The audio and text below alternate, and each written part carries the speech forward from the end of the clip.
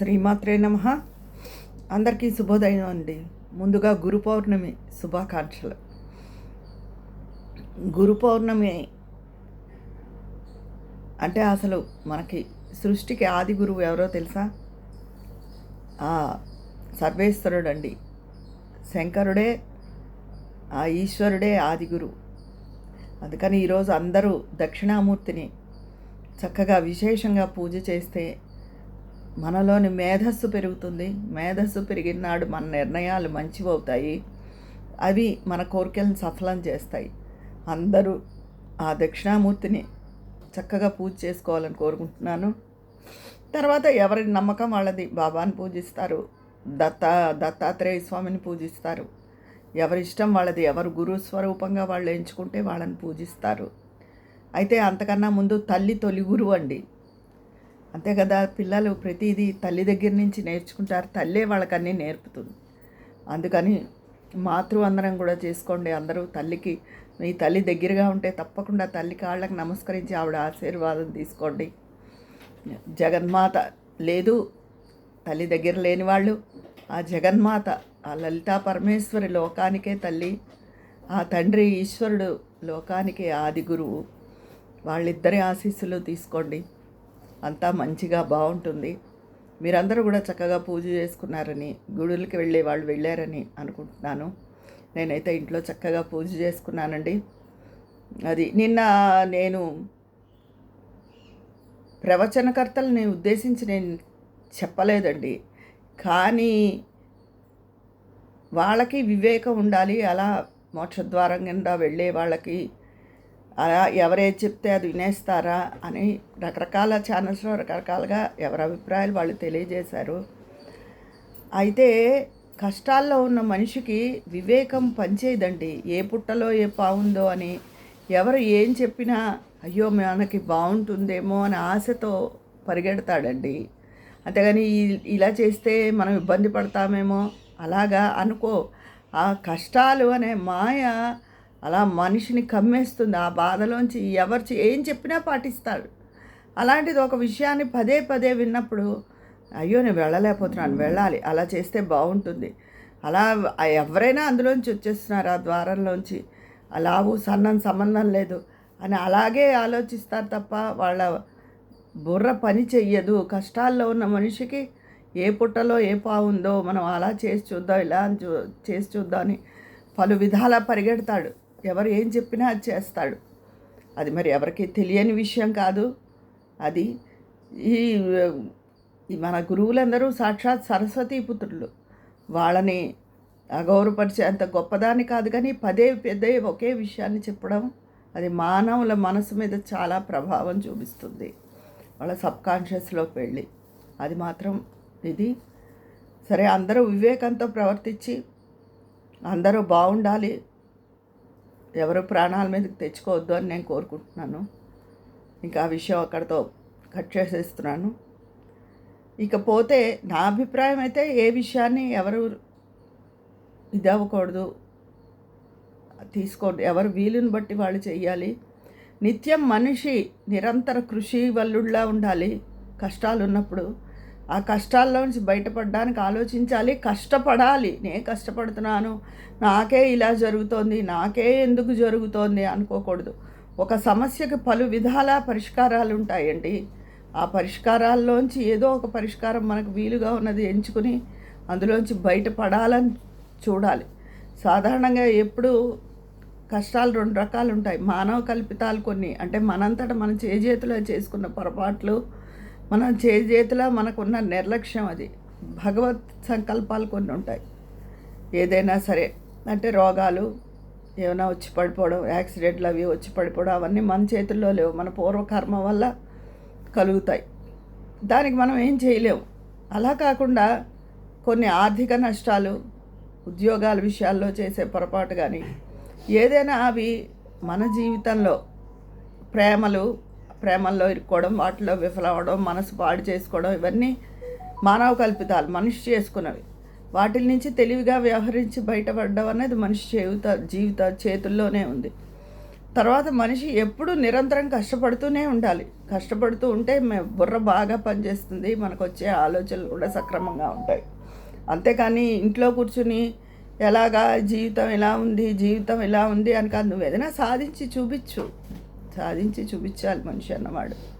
దానికోసం పాటుపడాలి. ఆడవాళ్ళైనా సరే, మగవాళ్ళైనా సరే, ఎవరైనా సరే.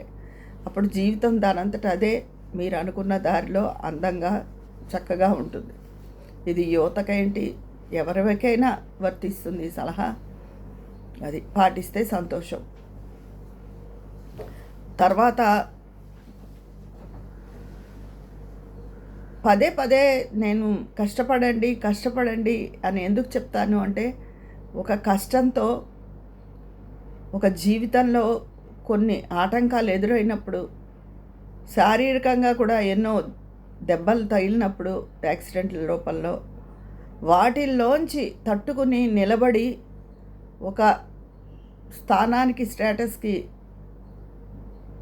ఎదగడం అన్నది మా జీవితంలో జరిగింది. కాబట్టి ఆ కష్టాల ముందు మా జీవితం ఎంతో బాగుండేది. కష్టాలు ఏం మొదటి నుంచి అలవాటు కాదు, చాలా అందంగా బ్రతికిన జీవితం. కానీ ఒడుగుదుడుకుని అనేవి కొన్నాళ్ళు మమ్మల్ని పీడించాయి.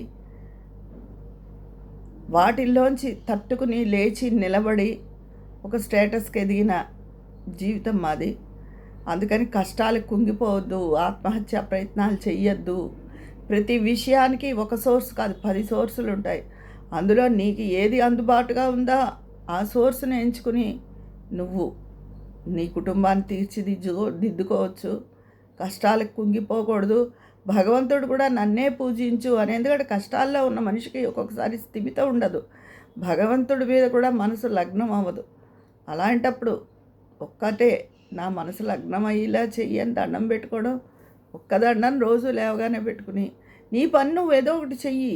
అంతేకాని సోమరిపోతులా మాత్రం ఉండద్దు. చేసే పని నేను చేస్తున్నాను ఏదో అనడం కాదు, ఆ పని నేను సరిగ్గా చేస్తున్నావా లేదా అని నిన్ను నువ్వు గమనించుకో. దానికి ఆ పనికి పూర్తి శాతం న్యాయం చేస్తున్నానా, ఆ పూర్తిగా నేను ఈ పనిలో సక్సెస్ అవుతానా అని ఆలోచించుకోవాలి. ఆలోచించుకుని కష్టం మాత్రం ఎప్పుడూ పడాలండి. మనిషి ఉన్ననాళ్ళు ఏదో విషయం మీద కష్టపడుతూనే ఉండాలి. కష్టపడితేనే ఆ జీవితం సంపూర్ణం అవుతుంది.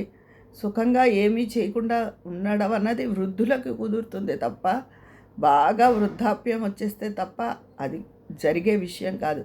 మన నోటి దగ్గరికి ఆహారం రావాలన్నా దానికోసం మనం కష్టపడి చేసుకోవాలి కదా. అది చేసుకుంటేనే ఆహారం వస్తుంది. లేదు డబ్బు ఖర్చు పెట్టి బయట నుంచి తెచ్చుకుంటాము అంటే అది నీ ఇష్టం. నీ చేతి ఆహారం నీకు తినాలని ఉంటే నువ్వు తప్పకుండా కష్టపడి చేసుకుని తినవలసిందే. అది కష్టమే. కష్టం అనుకుంటే ప్రతిదీ కష్టం కాదు. దీన్ని ఇష్టంగా మలుచుకుని జీవితాన్ని అందంగా తీర్చిదిద్దుకోవాలి అనుకుంటే అన్నీ సులభంగానే అనిపిస్తాయి. ఆ పనిపైన ఇష్టము పెరుగుతుంది. అందుకని ఒకళ్ళు ఇలా చెప్పారు, ఇలా గుళ్ళకి వెళ్ళిపోతే బాగుండు. గుడి అన్నది ఎందుకు అంటే, ఇప్పుడు అందరూ వెళ్ళిపోతున్నారు కానీ ఇదివరకు భక్తులు గుడికి వెళ్ళేవారు నిష్కల్మషంగా. అప్పుడు తర్వాత ఆ గుడి దగ్గర మంత్రించిన యంత్రాలతో అక్కడ భగవంతుడిని ప్రతిష్ఠించడం జరుగుతుంది. వాటికి పాజిటివ్ వైబ్రేషన్స్ ఉంటాయి. తర్వాత ఈ భక్తులు కూడా భగవంతుడి మీద భక్తితో వెళ్తారు, అనన్య భక్తితో వెళ్ళే వాళ్ళు ఉంటారు. ఇప్పుడంటే మనుషులకి కష్టాలు కోరికలు ఎక్కువైపోయి ప్రతి వాళ్ళు ఏదో ఒక కోరిక కోసమే వెళ్తున్నారు. దాంతో గుళ్ళల్లో కూడా ఈ కోరికల పరంపర అనే నెగిటివ్ అన్నదే వ్యాప్తి చెంది ఉంటుంది. అలా కాకుండా పూర్వంలాగా అక్కడ మంత్రించిన యంత్రాల వల్ల, తర్వాత ప్రజలు నిష్కల్మషంగా భగవంతునికి సేవ చేయాలనే ఉద్దేశంతో వెళ్ళడం వల్ల గుడికి వెళ్తే ఎంతో పాజిటివ్నెస్ వస్తుంది అని ఈ గుడి అనే దాన్ని పెట్టారు. అది తరతరాలుగా వస్తున్నదే. ప్రశాంత మనసుతో గుడికి వెళ్ళి దండం పెట్టుకురండి. అంతేగాని మీ కోరికల చిట్టా అక్కడ ఇప్పద్దు. అది మీ కోరికల కోసం మీరే కష్టపడండి. నిజంగా కష్టపడే వ్యక్తికి ఎప్పుడూ భగవంతుడి సాయం లభిస్తుంది. అది ఇవాళ కాకపోవచ్చు, అది రేపైనా తప్పకుండా లభిస్తుంది. అందరూ ఆ ఆశా దృక్పథంతో ధైర్యంగా ముందుకు సాగాలి. అది నేను చెప్పేది. అంతేగాని ఎవరో ఏదో చెప్పారు కదా అని గుడ్డిగా వెళ్ళిపోవడం. ప్రతి చోట జనాలు జరుగుతాయి, కొంతమందికి జరుగుతాయి, వాళ్ళకి జరిగాయి కదా అని చెప్పి ఇంకోళ్ళని చూసి మనం వెళ్ళిపోయి, వీళ్ళని చూసి ఇంకోళ్ళు వెళ్ళిపోయి, అలా ప్రతి గుడికి ఆదాయం పెరుగుతోంది. ఆదాయం పెరిగిన ప్రతి గుడిని గవర్నమెంట్ హ్యాండ్ ఓవర్ చేసేసుకుంటుంది. అంతవరకు ధర్మకర్తలు దాన్ని పాపం ఉద్ధరించిన వాళ్ళు ఎందుకు వాళ్ళ పేరు కూడా స్మరించుకోరు. ఈ గవర్నమెంట్కి ఇష్టమైన వాళ్ళని ఆ ఆలయానికి అధికారులుగా నియమిస్తారు. వాళ్ళ జీతాలు బోళ్ళు పెంచుతారు. ఏ గుడికి ఆదాయం పెరగనివ్వండి, అది గవర్నమెంట్ తప్పక హ్యాండ్ ఓవర్ చేసేసుకుంటుంది. అది అందుకని భగవంతుడు అన్ని చోట్ల ఉంటాడు, సర్వవ్యాపకుడు. ఆయన మీద నిష్కల్మషమైన నమ్మకం ఉంచి, భక్తితో ఉంచి మీ శ్రమ మీరు పడండి, తప్పకుండా ఫలితం మీకు లభిస్తుంది. ఇదండి ఈరోజు నేను చెప్పదలుచుకున్న విశేషం. తర్వాత సృష్టికి ఆదిగురువైన ఆ దక్షిణామూర్తి శంకరుడిని ప్రార్థించండి. తల్లి తొలి గురువు అని చెప్పాను. మీ తల్లి దగ్గరగా ఉంటే తల్లి కాళ్ళకి నమస్కరించి తప్పకుండా ఆశీర్వాదం తీసుకోండి. లేదు జగన్మాత మన అందరికీ తల్లి, ఆ తల్లి ఆశీర్వాదం తీసుకోండి, ఆ లలితా పరమేశ్వరిది. ఇది ఈరోజు నేను చెప్పే విషయం. గురు పౌర్ణమి సందర్భంగా మీ అభిప్రాయాలు కామెంట్ బాక్స్లో తెలియజేసేయండి. మరి అక్కడ మాట్లాడుకుందామా? మీ స్నేహితురాలు విజయ పన్నాల.